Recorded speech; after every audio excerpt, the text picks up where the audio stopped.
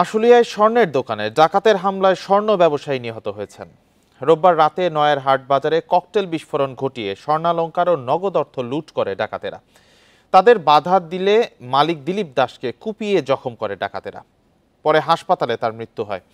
ঘটনার তদন্ত শুরু হলেও এখনো কাউকে আটক করতে পারেনি পুলিশ। এই ঈদে জামা জুতো অ্যাকসেসরিজের ডিসকাউন্ট।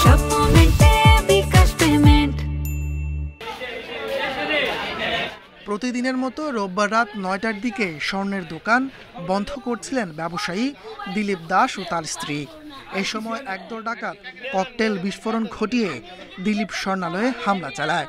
স্বর্ণের ব্যাগ ছিনিয়ে নেওয়ার সময় বাধা দিলে দিলীপ দাসকে কুপিয়ে একটি প্রাইভেট কারে পালিয়ে যায় ডাকাতরা।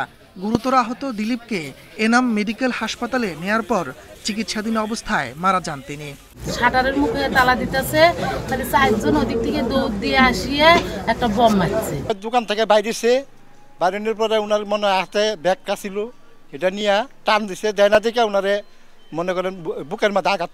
ধারালো অস্ত্রের আঘাতে অতিরিক্ত রক্তক্ষরণে মৃত্যু হয়েছে দিলীপ দাসের, জানান চিকিৎসক।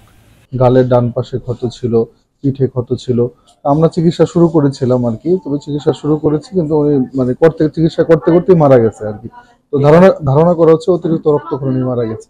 স্বর্ণের দোকানে ডাকাতির খবর পেয়ে ঘটনাস্থল পরিদর্শন করে সেনাবাহিনী, আশুলিয়া থানা ও ডিবি পুলিশ সহ আইনশৃঙ্খলা বাহিনীর সদস্যরা।